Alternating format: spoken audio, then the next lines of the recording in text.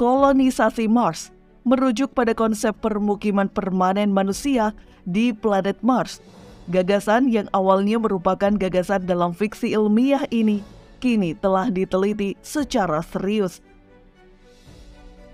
Selamat datang di channel Ruang Intens. Sebelum lanjut, dukung channel ini dengan menekan tombol subscribe dan loncengnya. Yuk lanjut ke pembahasan. Mars adalah planet terdekat keempat dari matahari. Namanya diambil dari dewa perang Romawi. Mars, planet ini sering dijuluki sebagai planet merah karena tampak dari jauh berwarna kemerah-merahan. Di sana terdapat atmosfer yang tipis dan di permukaan Mars terdapat kawah, gunung berapi, lembah, gurun, dan tudung es. Lingkungan Mars lebih bersahabat bagi kehidupan dibandingkan keadaan planet Venus. Namun begitu, keadaannya tidak cukup ideal untuk manusia.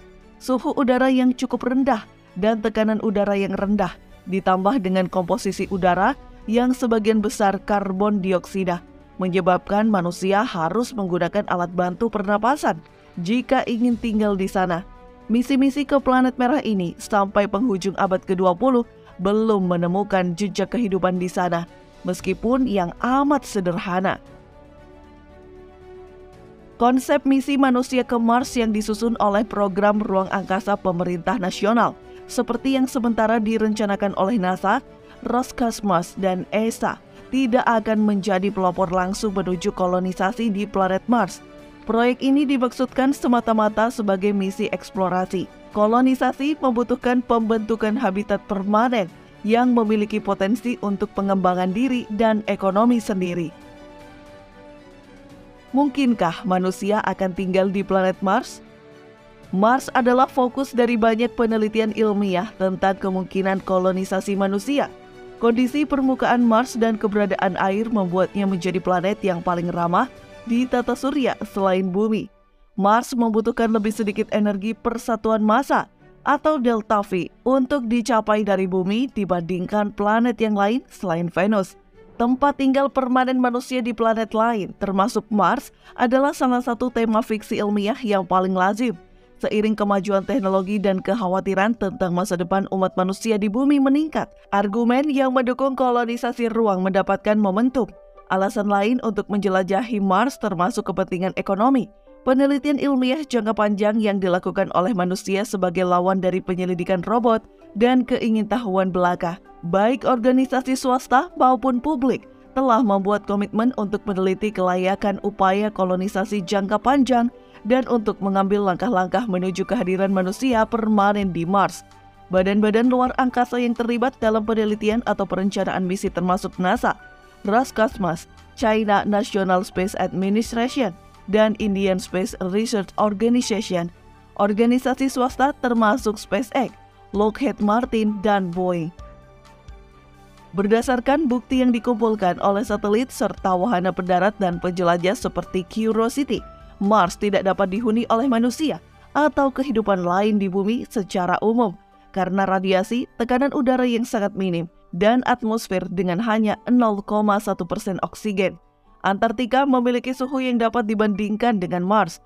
Walaupun Mars lebih dingin, namun keadaan lingkungan lain tidak sama dengan bumi dan mematikan bagi semua kehidupan, kecuali mikroorganisme ekstremophil yang dapat bertahan dalam keadaan yang menyimulasikan keadaan Mars. Jika manusia ingin hidup di Mars, diperlukan habitat buatan dengan sistem pendukung kehidupan yang kompleks. Salah satu aspek utama dari ini adalah sistem pengolahan air. Karena sebagian besar tubuh manusia terbuat dari air, manusia akan mati dalam beberapa hari tanpa air. Bahkan penurunan 5 hingga 8% dalam total air tubuh menyebabkan kelelahan dan pusing dan penurunan 10% gangguan fisik dan mental. Seseorang di bumi rata-rata menggunakan 70 hingga 140 liter air per hari. Melalui pengalaman dan pelatihan, para astronot di ISS telah menunjukkan bahwa adalah hal yang mungkin untuk menggunakan jauh lebih sedikit air dan bahwa sekitar 70% dari apa yang digunakan dapat didaur ulang menggunakan sistem pemulihan air ISS. Sistem serupa akan diperlukan di Mars, tetapi teknologi yang digunakan harus jauh lebih efisien karena pengiriman air melalui roket ke Mars sangatlah mahal. ISS dipasok dengan air hanya 4 kali per tahun. Potensi akses ke air in situ, beku atau sebaliknya melalui pengeboran ke dalam daratan Mars telah diselidiki oleh NASA.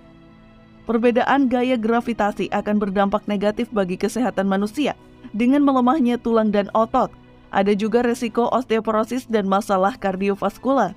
Gaya rotasi yang menempatkan para astronot dalam gravitasi nol selama 6 bulan di Stasiun Luar Angkasa Internasional sebanding dengan panjang waktu perjalanan satu arah ke Mars. Hal ini menambah kemampuan para peneliti untuk lebih memahami keadaan fisik yang akan muncul kepada para astronot di Mars. Ketika berada di Mars, gaya gravitasi permukaan hanya 38% dari yang ada di bumi. Setelah kembali ke bumi, pemulihan dari kehilangan tulang dan atrofi adalah sebuah proses yang panjang, dan efek dari gravitasi mikro yang dialami oleh para astronot mungkin tidak pernah sepenuhnya kembali. Ada juga resiko radiasi yang parah di Mars yang dapat memengaruhi proses kognitif, memperburuk kesehatan jantung, menghambat reproduksi, dan menyebabkan kanker. Di antara semua planet di tata surya, Mars adalah planet yang musimnya paling mirip dengan bumi. Hal ini diakibatkan oleh miripnya kemiringan sumbu kedua planet. Panjang musim di Mars itu sekitar 2 kalinya bumi karena jarak Mars yang lebih jauh dari matahari. Sehingga tahun di Mars lebih panjang 2 kalinya bumi. Suhu permukaan Mars berkisar antara minus 87 derajat Celcius pada musim dingin di kutub hingga minus 5 derajat Celcius. Pada musim panas, luasnya rentang suhu ini diakibatkan oleh ketidakmampuan atmosfer yang tipis untuk menyimpan panas matahari, tekanan atmosfer yang rendah, dan inersia termal tanah Mars yang rendah. Jika Mars punya orbit yang seperti bumi, musimnya akan mirip dengan bumi karena sumbu rotasinya mirip dengan bumi. Eksentrisitas orbit Mars yang relatif besar memberikan pengaruh yang besar. Mars berada di dekat perihelion saat musim panas di belahan selatan dan dingin di utara, dan di dekat aphelion saat musim dingin di belahan selatan dan musim panas di utara. Akibatnya, musim di belahan selatan lebih ekstrim dan musim di utara lebih ringan. Suhu musim panas di selatan lebih hangat 30 derajat Celcius daripada suhu musim panas di utara. Di Mars juga terdapat badai debu terbesar di tata surya. Badai-badai tersebut dapat bervariasi dari badai di wilayah kecil hingga badai raksasa yang berkecamuk di seluruh planet. Badai tersebut biasanya terjadi saat Mars berada dekat dengan matahari. Badai debu ini juga meningkatkan suhu global. Berdasarkan pemahaman kelaik hunian planet, planet-planet yang punya air di permukaan merupakan planet yang laik huni. Untuk mencapai hal tersebut, orbit suatu planet harus berada di dalam zona laik huni. Di tata surya, zona tersebut terbentang dari setelah Venus hingga poros semi mayor Mars. Selama perihelion Mars masuk ke wilayah ini, namun atmosfer tipisnya mencegah air bertahan untuk waktu yang lama. Bekas aliran air pada masa lalu menunjukkan potensi keterhunian Mars. Beberapa bukti terbaru memunculkan gagasan bahwa air di permukaan Mars akan terlalu berasam dan bergaram sehingga sulit mendukung kehidupan. Kurangnya magnetosfer dan tipisnya atmosfer Mars merupakan tantangan. Di permukaan planet ini tidak banyak terjadi pemindahan panas, penyekatan terhadap angin surya rendah, sementara tekanan atmosfer Mars tidak cukup untuk mempertahankan air dalam bentuk cair. Planet ini juga hampir atau bahkan sepenuhnya mati secara geologis. Berakhirnya kegiatan vulkanik menyebabkan berhentinya pendaur ulangan bahan kimia dan mineral antara permukaan dengan bagian dalam planet. Bukti menunjukkan bahwa planet ini dahulu lebih laik huni daripada sekarang. Namun masih belum diketahui apakah organisme hidup pernah ada atau tidak. Wahana Viking pada pertengahan tahun 1970-an membawa percobaan yang dirancang untuk menemukan mikroorganisme di tanah Mars. Percobaan tersebut membuahkan hasil yang positif, termasuk peningkatan sementara CO2 pada saat pemaparan dengan air dan nutrien. Tanda-tanda kehidupan masih dipertentangkan oleh beberapa ilmuwan. Ilmuwan NASA Gilbert Levin menegaskan bahwa Viking telah menemukan kehidupan.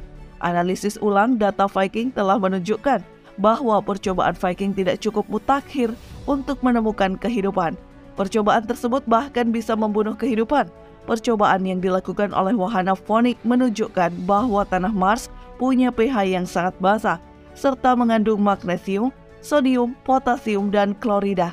Nutrien tanah bisa mendukung kehidupan, namun kehidupan masih harus dilindungi dari sinar ultraviolet. Di laboratorium Johnson Space Center, bentuk-bentuk yang luar biasa telah ditemukan di meteoroid Mars ALH84001. Beberapa ilmuwan mengusulkan bahwa bentuk geometrik tersebut mungkin merupakan mikrob Mars yang telah terfosilisasi sebelum meteorit itu terlempar ke angkasa akibat tubrukan meteor 15 juta tahun yang lalu. Asal-usul anorganik bentuk-bentuk tersebut juga telah diusulkan. Metana dan formaldehida yang baru saja ditemukan oleh pengorbit Mars diklaim sebagai tanda-tanda kehidupan karena senyawa kimia tersebut akan segera hilang di atmosfer Mars. Ada kemungkinan bahwa senyawa tersebut dihasilkan oleh aktivitas vulkanis dan geologis seperti serpentinisasi. Jadi, bagaimana menurut kalian? Apakah mau tinggal di planet Mars?